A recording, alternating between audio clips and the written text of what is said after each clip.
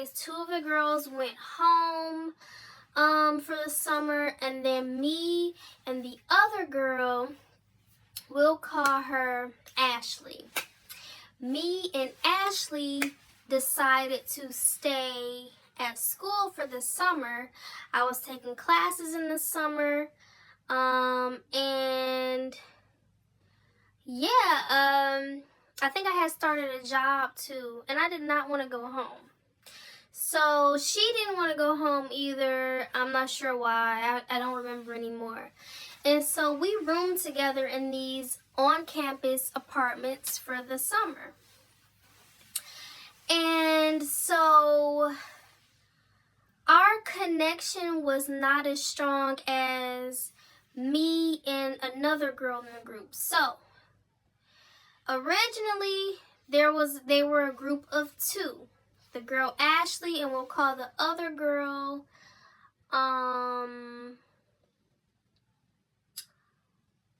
Sarah. So Ashley and Sarah, they were tight when we first, they were tight with each other first. Then Sarah brought me into the friend group. And so me and Sarah were really cool.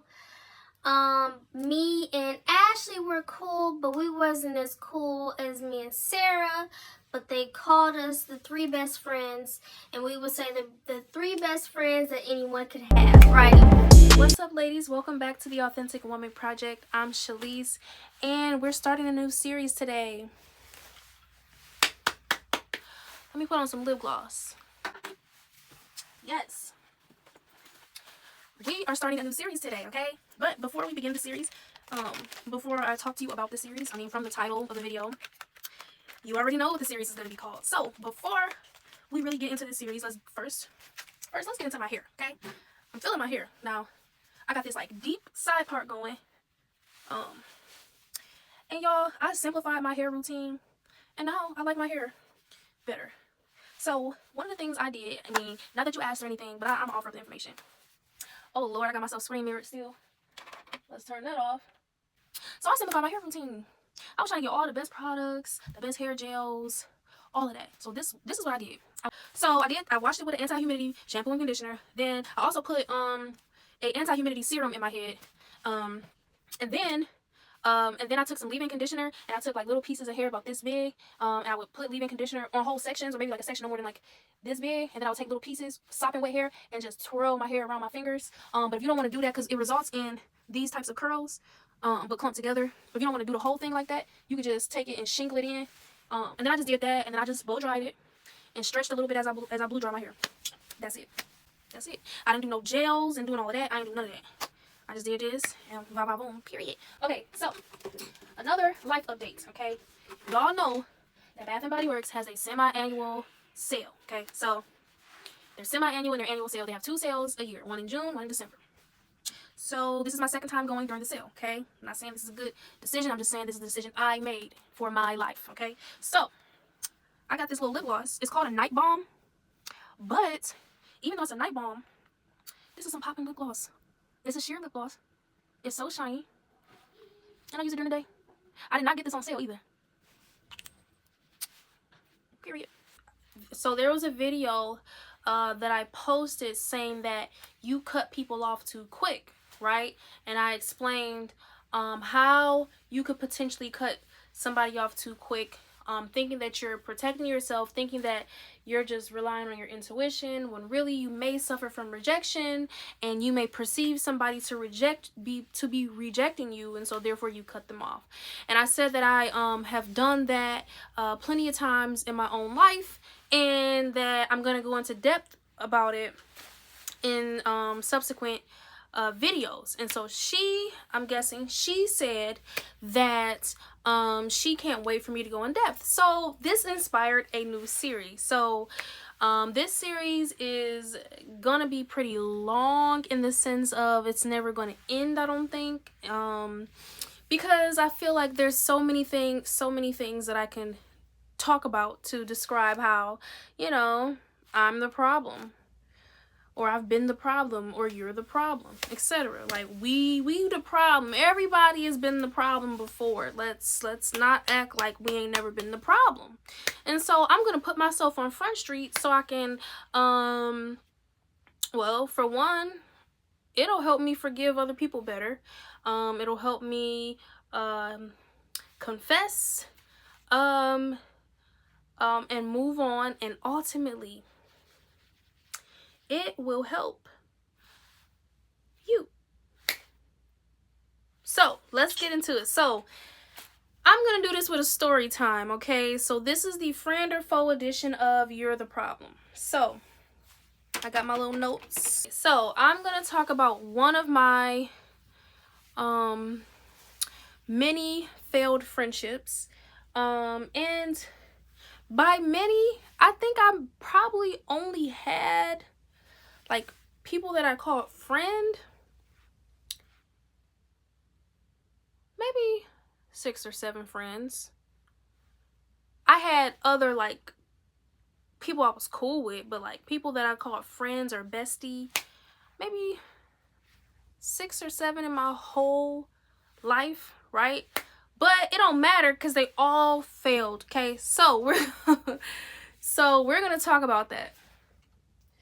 Why is this screen still on? Y'all gonna have to forgive me. I'm also on my other phone filming, and I know y'all keep seeing me in the background. You know, my bad. Let's hit the home button. Okay, let's talk about it. So I was in college from 2010 to 2014. I went to Grand Valley State University. Okay, it is in Grand Rapids, Michigan. And I guess people were starting to know about it. So, but when I went, nobody knew what that school was. But they were known for their really good nursing program. That's not what I went to school for. I went to school for criminal justice. I have a bachelor's degree in criminal justice. I went to school for criminal justice because I wanted to be a homicide detective at one time because I wanted to help people. But I thought my helping people would be like a cool, investigative, critical thinking homicide detective because I wanted to be a crime scene investigator. But you have to have a scientific type of degree, chemistry, biology, something like that, forensic science. You can't just do that. And I took one science class and I was like, no, not gonna work for me. So anyway, I went there. So I'm in my early 30s now, because I started there 14 years ago and I graduated like 10 years ago, right? So this is a long time ago. So, you know, these are my like second set of friends. I have friends, a couple friends in high school, but that's a whole different story for a different day. That didn't work out. We didn't really continue to be friends once I left 3 hours away, because I'm from Detroit. Left 3 hours away to go to school, right? I had some friends in college. You know, like I said, if you've seen any of my other content, maybe you haven't, but I am more of an introverted person, right? So that means that I struggle socially with other people because I was a shy introvert, so I didn't want to really talk and express myself and put myself out there, which I learned came from rejection. Struggling with rejection, and that's how I processed my very own version of rejection, right? So I'll be very shy. People have to talk to me first before I would feel safe and comfortable enough to talk to them, because I was trying to prevent them from rejecting me. So I wouldn't talk openly to people. I wouldn't fully be myself or express my true feelings about things openly to people because I didn't want them to reject me, okay? So now I did not know this at the time, but through a lot of self-reflection and through a lot of God just really like guiding and teaching me, I figured these things out, okay? Later on though. So we in this time frame. So this happened this was in 2011. So this happened right after freshman year. no, 2012. No, 2011, 2012 school year. So this was like right before sophomore year. I had been friends with the girls I was friends with for a year now. We were a friend group of 4 girls, okay? 2 of the girls went home for the summer, and then me and the other girl, we'll call her Ashley. Me and Ashley decided to stay at school for the summer. I was taking classes in the summer, and yeah, I think I had started a job too, and I did not want to go home. So she didn't want to go home either. I'm not sure why. I don't remember anymore. And so we roomed together in these on-campus apartments for the summer. And so our connection was not as strong as me and another girl in the group. So originally they were a group of 2. The girl Ashley, and we'll call the other girl Sarah. So Ashley and Sarah, they were tight when we first, they were tight with each other first. Then Sarah brought me into the friend group. And so me and Sarah were really cool. Me and Ashley were cool, but we wasn't as cool as me and Sarah, but they called us the 3 best friends, and we would say the 3 best friends that anyone could have, right?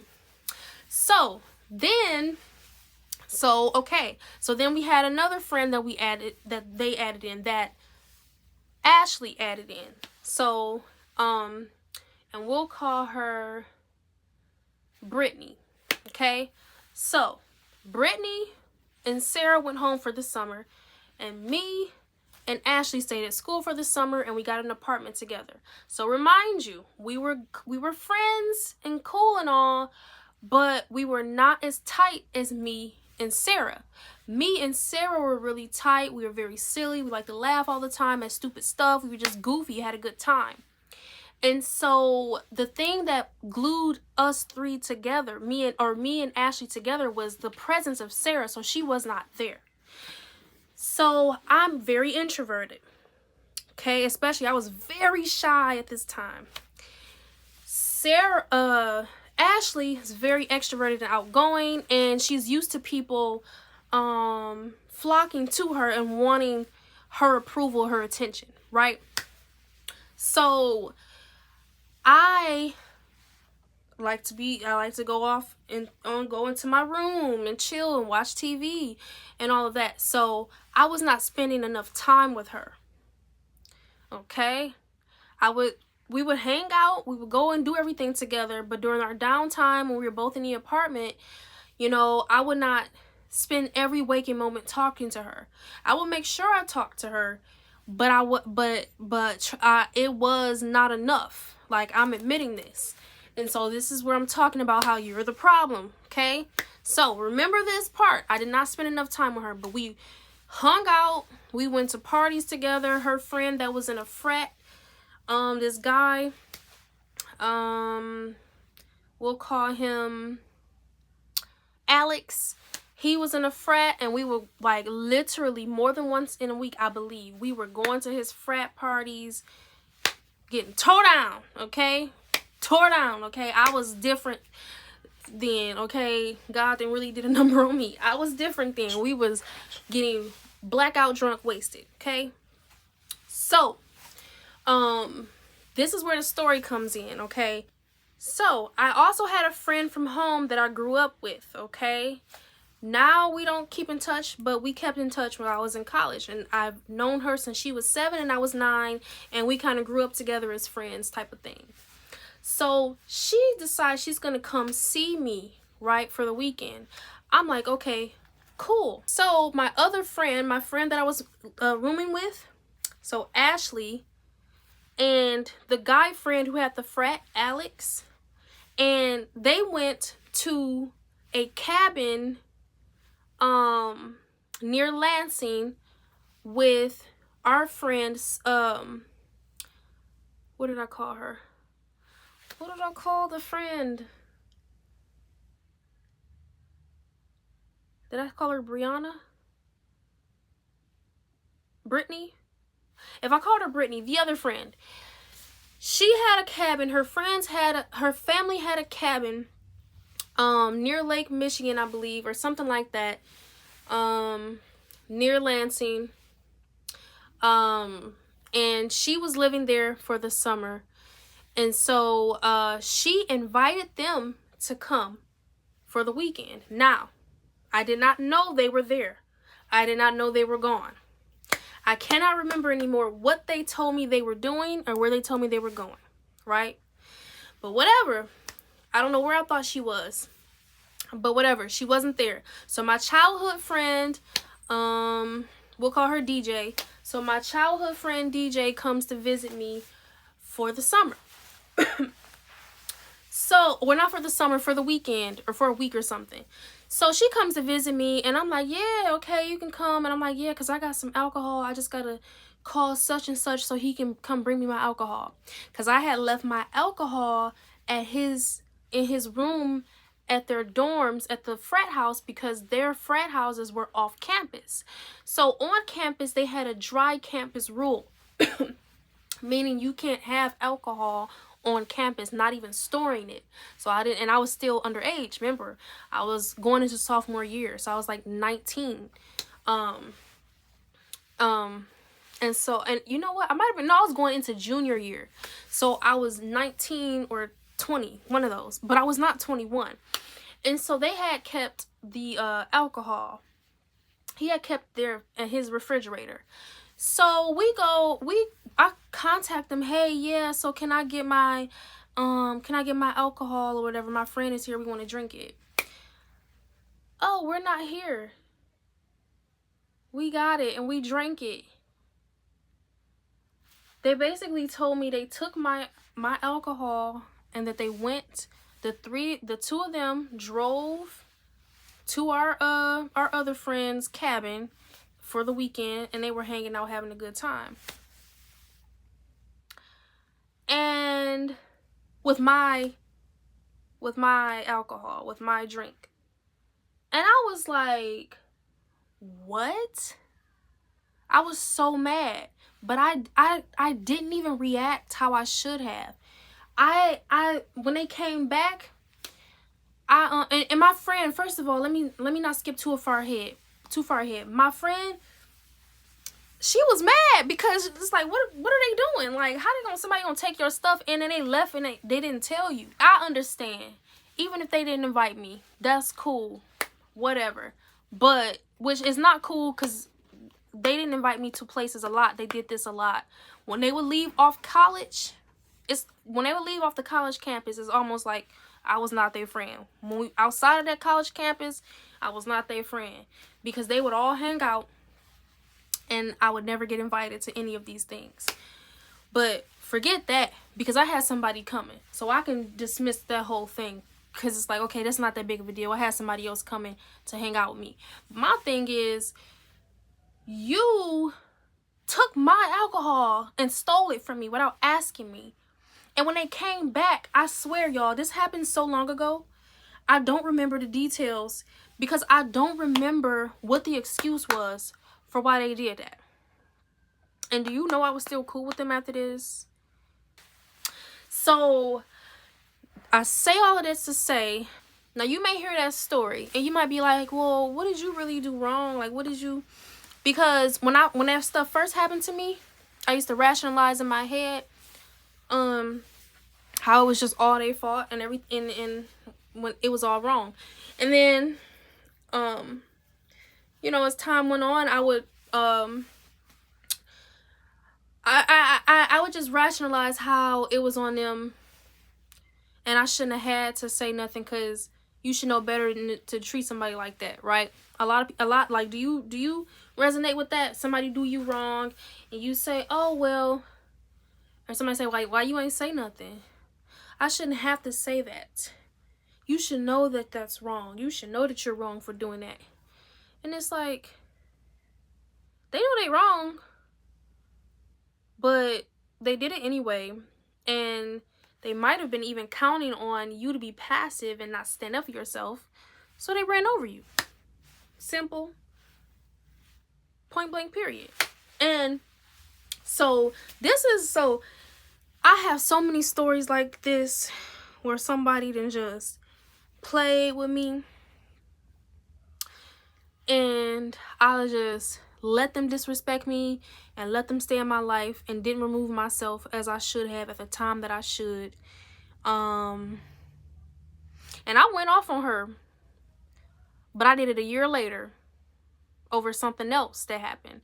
I went off on her and I was drunk and I made myself look crazy and I made myself look stupid.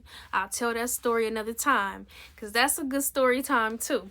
So yes, so they went and they drank my stuff. Then they came back. We hanging out. They acting like ain't nothing happened. I asked them a few questions, but they was like lying and stuff. And I'm like, is y'all okay? So anyways, why was I the problem? I got several areas that I was the problem in the situation. Number one, I was the problem because I did not make enough efforts to grow our friendship and our connection to where she could even have the opportunity to regard me as somebody that she respects and would not want to cause harm to. Meaning, instead of going in my room all the time and watching TV, I should have spent more time with her and things like that. And more efforts into her, into getting to know her. Now that we're not, now I will say she ain't never tried to get to know me. But as far as me and what I could have done, doing my due diligence as somebody who wanted to be friends with her, and to be accepted by her, honestly, because I never got accepted by her.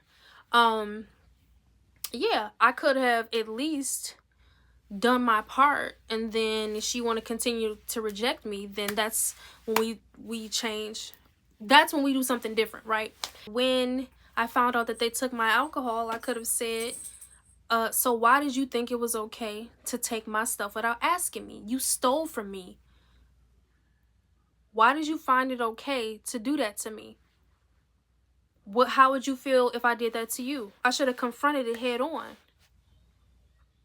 And if there was no honesty and accountability and remorse, or at least a willingness to replace it, then I should have ended the relationship right there, because there's no respect for me, right? These are the kind of things that for me would have took boldness, but for other people it's like this is just regular stuff. But I completely didn't know how to take up for myself, even in that small level. I could have asked them why didn't I even get an invite. I did end up going to the cabin after that, but at that time they didn't invite me and they snuck off and went. So there's a couple things that I could have done. So what are we learning from this? What's the purpose of me telling you this story? In terms of friends, in the beginning, it's important to set boundaries. I currently am in a phase of looking to form friendships. I have not even let somebody be a friend to me or connected as a friend since 2021. No, that's not even, no, even further back than that. Since the end of 2019. That was the last friend I had, and I severed that connection too. But it was one of my connections that I was justified in severing. I will say, all of my friendship connections were good that I severed them. I should have severed those, because all of the friends that I had, that I allowed to be my friend, all the people that I allowed to be my friend were people who wanted to either use or abuse me, control me, or because I was so passive and going with the flow, and I was fun to party with, they was my friend. But that was it. And I contributed to all of that, right? Which we'll talk about when I tell you the story times, because I think I'm going to tell you story times, at least one story time on every friend I've had. Because I've gotten burned by like every friend I've had. But that's the way that by me still being in my trauma, living in my trauma, not having God in my life during any of these friendships, this is how I was able to befriend people who were trying to sabotage me or use me or control me, and not ever want to be my friend for me, right? And so I have not had a friend, since the end of 2019, literally New Year's Eve. I went into 2020 and all the way up to now, I don't have a friend. I have people I'm cool with that I like. I have associates, but I don't have a friend yet. And I think this is part of the reason, because I think God is really working on me and helping me heal my problems with rejection, so that I can accept a good friend, because I've had offers from people who are good people, but I rejected them. And this is what happens when you struggle with the spirit of rejection. You're not just getting rejected, you're doing a lot of rejecting. And so that's a very key point. In fact, one thing that I had to really be honest about, and a couple years ago, this would hurt me to say and believe, but now I'm like, it's true. When you're being shy and introverted, and this is for people who, if you're watching, you feel shy or introverted, and you say, like, you don't like to, like, you wait on for people to talk to you. You don't like to, talk a lot. Like, you kind of, like, I even got, okay, like, at first, a couple years ago, I would talk, like, okay, say with coworkers or something. I would talk, and say hello to people. I was real cool with a lot of people at work. It took me a while to get there, though, because I was so quiet. But I was cool with all of them. And then some days I wouldn't even say hi. I wouldn't say nothing. And it was nothing against them in the sense of, I'm too good, I don't like them. It was none of that. It was just simply, I felt awkward, I felt uncomfortable, so I went mute and I didn't say nothing. But did they feel rejected? Probably so. That's rejection. Because if somebody you be cool with don't talk to you, they talk to you any other day, and then they just look at you and don't say nothing, isn't that rejection? So yeah, like, for instance, I've gotten called stuck up most of my life, right? Because I was quiet and shy and I didn't talk to nobody. So people assumed that I thought I was better than them. That's why I didn't talk to them. So what they were really saying was they felt rejected by me because I didn't talk.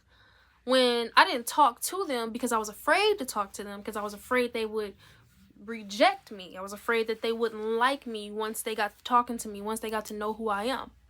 And so I would just try to protect myself by waiting on people to approach me, because then it's more likely that they would like me, and it's less likely to get rejected by somebody who pursues you, right? You still can get rejected, but it's not as threatening as if you approach other people, right? And now this is not something that I was conscious of doing. Like, I didn't realize that this is the motivation behind what I was doing. What I used to tell myself, and I believed it, but it was a lie, but I believed the lie, because a lot of stuff that we do in response to trauma are lies we tell ourselves in order to stay in that trauma. Which I could probably do a whole different video on that.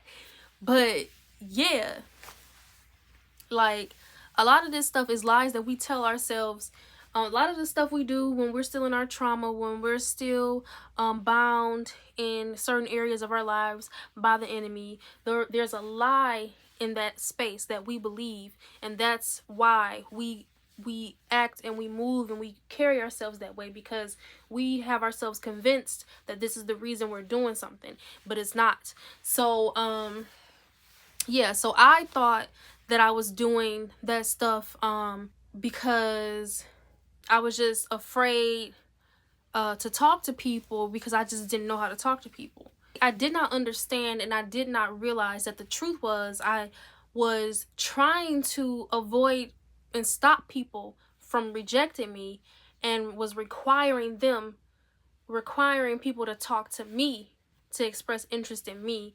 And I refused to express interest in other people so that they could not have the opportunity to reject me. But that's not the way that I thought I was doing it. I thought I was doing it in a sense of, I'm just afraid. I have no social skills. I don't know what I'm doing. And I didn't have no social skills. And I didn't know what I was doing. But that's not the whole truth. And so, yeah, that's why I was doing that. And so, when you do that kind of stuff, you're rejecting people. People are gonna feel rejected. When you go to a party, you go to a gathering or an event, and you got people all around, they all talking to each other, going up to each other, and you just sitting there quiet. They're gonna feel rejected by you. You're rejecting them because you aren't showing any interest. You aren't putting yourself out there the way they put themselves out there to talk to other people. So people are going to assume that you think you too good to put yourself out there and talk to other people, or that you're rude, or you just don't care. Now, other people understand shy people and introverted people, so they don't take offense to it, because they understand that that's a part of the temperament. But even if that's your temperament, you need to challenge yourself to step outside of it, because you are in fact rejecting people when you do that. And you are in turn experiencing rejection, because when people see somebody who doesn't want to come close to other people, it's off-putting, because God did put us here to connect with other people. So when you don't want to do that, it's off-putting. It's a red flag. And I really had to come to the understanding of this and accept it as the truth, because it is. And another thing about these temperaments, they'll have you believe that that's set in stone, but it's not. Because our temperaments are the ways in which we sow to our flesh, the ways in which we live in our flesh. So shy and or introverted people choose to live in their flesh by avoiding rejection from other people. Might try to look perfect on the outside, like nothing ever bothers them. Might try to go with the flow. Don't want to rock the boat. Don't want to do any of that, because that's their way of protecting themselves against rejection from other people, because that's where they're wounded at. And since we are born in sin and shaped in iniquity, so we are shaped in iniquity. We are born in sin. So everybody has the ways in which sin everyone has the ways in which sin affects them, and has had things traumatic happen to them, so that they can live into a sinful life and never reach out to God and never give their lives to God. And so for me, mine was rejection. And so when you feel rejected, you reject other people.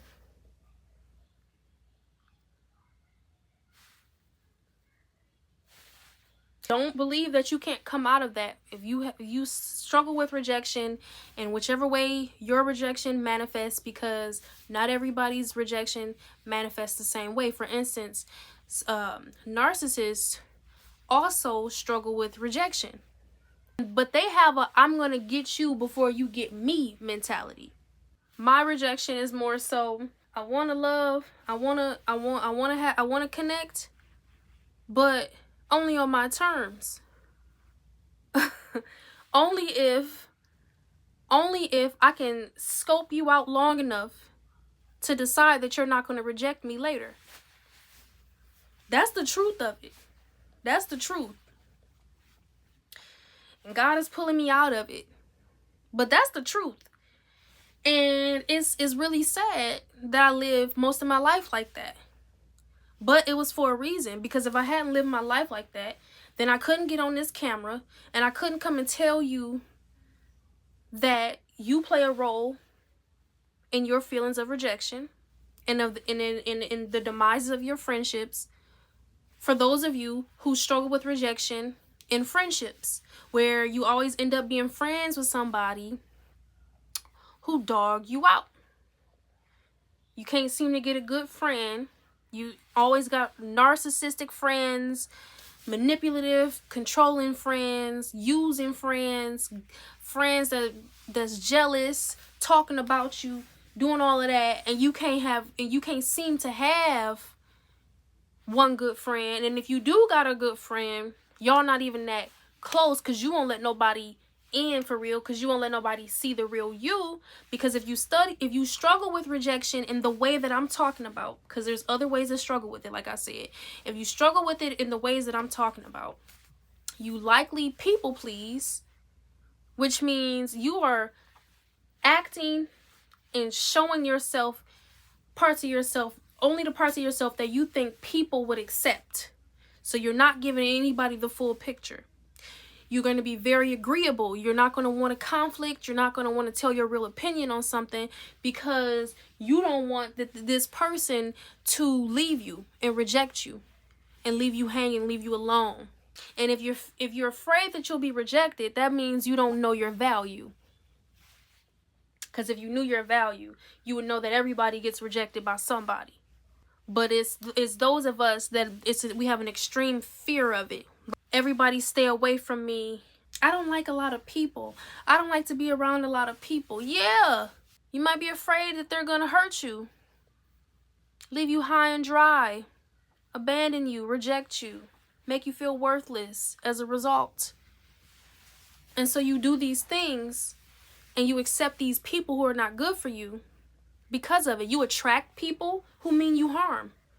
If you come across somebody new at work and y'all, they say hello to you, they talk to you a little bit, but they don't really try to get to know you. Y'all ain't never had no real deep conversation.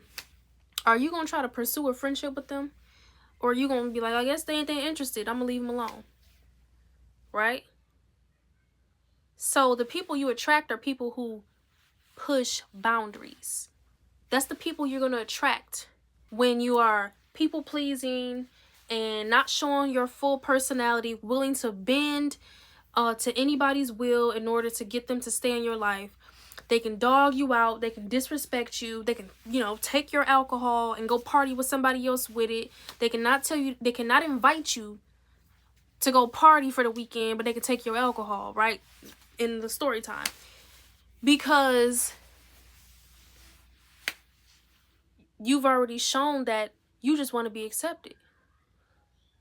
They ain't even got to do nothing else to qualify except keep you around. Good enough for you. These are the things I did in my life, okay? Another behavior that manifests when you deal with rejection is perfectionism. I talked about it a little in a different video. But you will suffer from trying to be perfect. You can't mess up. You gotta look good all the time. You gotta look the part. You gotta look right all the time. You gotta present yourself a certain way all the time. You can't let nobody see you be mad. You can't let nobody see you. None of that. Nothing that makes you human or flawed. Can't let nobody see it. So guess what happens if you're somebody who doesn't express how you feel openly. You don't communicate. You don't tell nobody that they have offended you, that they've hurt you. You try to put on a mask of everything's fine, everything's good over here. I'm happy. When somebody say, how you doing? Are you okay? Oh, I'm doing good. I'm doing all right. Yeah. Because you don't want to seem like you're less than. You don't want to seem like you're weak. especially because you don't want somebody to think that you can't handle nothing, right? And then you want to please them. Well, you want to look good in front of them, like a happy person. Because for me, I've struggled with an anger problem my whole life. Probably because I I felt it was tied to the rejection. That's what it's tied to. That's why I get so mad. Because every time, listen, most of the time when I flipped out, it was rooted in somebody rejected me. But anyway, so you know, I forgot what I was saying, but I'll just keep going. But yeah, so you don't want to express anything. You don't want to show somebody that you're mad and say you're upset and that you're offended. You're afraid because you're afraid that you will rock the boat and then they will leave. And then, like I said, I struggle with the anger problem. So when I was a kid, I used to get mad and stuff. And so my mom and brother labeled me like the angry person, the angry girl, the upset one. So I hated that about myself. It made me feel really guilty and shameful. And so I would try my best not to show any of my anger around other people. Now, I still show my anger around them because they already seen it. But new people who didn't know me, who hadn't accepted me and seen me that way and showed that they would still be around, I was not trying to show them that I get very angry, okay? So I hid that. I hid any type of anger, right? So, like I said, I got other stories I'll tell y'all about. I will tell you. I blew up on people. Like explosion. Like, I'm talking about, who is that? Who is that in her? Because when I tell you,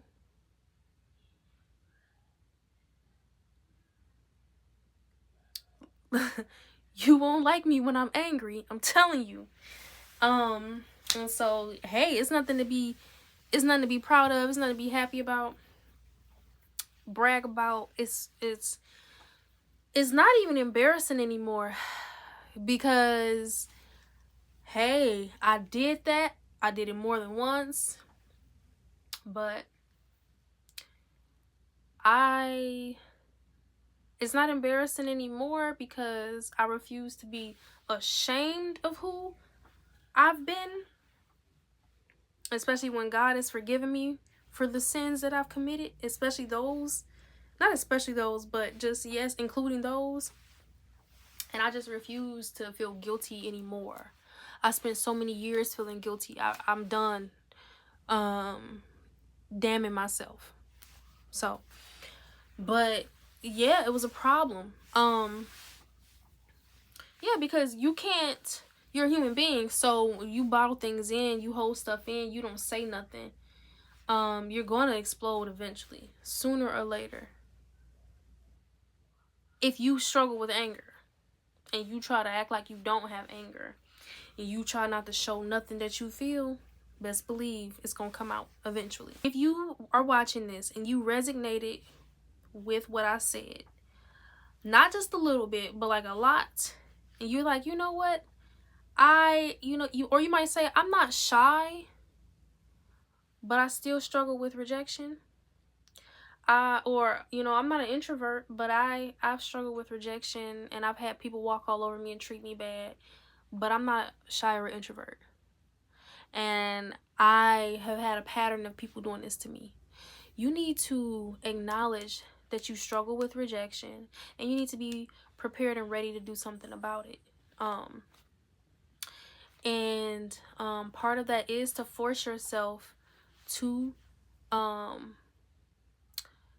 do the uncomfortable thing that you're trying to avoid doing in order to avoid rejection. So for me, I've joined another one. I've joined a Bible study group. We meet online, but we go to the same church. So even though we meet online, you talk on there. I make sure I participate and I speak and I say my opinions on things. And then we also see each other in person and we talk in person more now because of the group. And then there is a young adults group that I recently joined that has put me in a position to be vulnerable around them. And I actually said something that I was experiencing, that I was feeling doubts about. And so it allowed me to open up around some people I don't know. And just doing stuff like that and trying to make plans to hang out with people more and stuff like that is ways that I'm practicing being more social and not saying I want some friends but then stay in the house, don't go nowhere, don't talk to nobody, don't join no groups.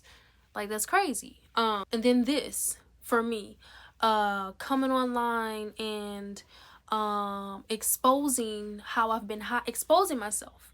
So instead of continuing to hide and put on a happy face and act like I got it together, and don't get me wrong, I will say that I've struggled with stuff, I will talk about it, but this is a lot more raw than I've been, and I think this is good for me because it's just nowhere to hide. And so, okay, so that's my example. So for somebody, let's say you're more extroverted, you're just really sweet, you're just really nice, and you just don't have any boundaries, and you still struggle with feelings of rejection because you're sweet and you're nice and you like people and stuff like that, but you know, maybe growing up your dad wasn't there, and so you felt rejection by that, and so you felt like you had to people please so that people wouldn't leave, but you're still extroverted.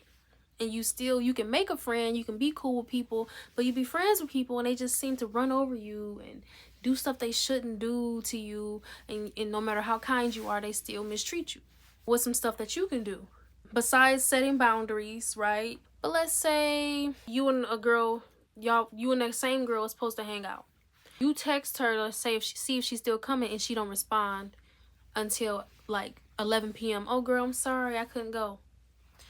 So that'll be a situation where you would express that upsets you. Hey, I don't like that. I gotta talk to you. We were supposed to go to the movies and you flaked on me and you didn't respond till later. I don't like that because I know that you saw my message. So why did you ignore me? Like, confront it. Because when you confront stuff head on, this will able you to be able to be like, you can tell about their character, and if you want to continue the friendship from there. If you saw one of my videos, I did a shorter video that I posted. I posted it on here on YouTube, and I posted it on TikTok. Like, sometimes you cut people off too quick because stuff could have been solved with a conversation. So this ties into that, because it's like, well, what if it's like you have a conversation with them so you can determine from there if the friendship is salvageable based on their response to your inquiry.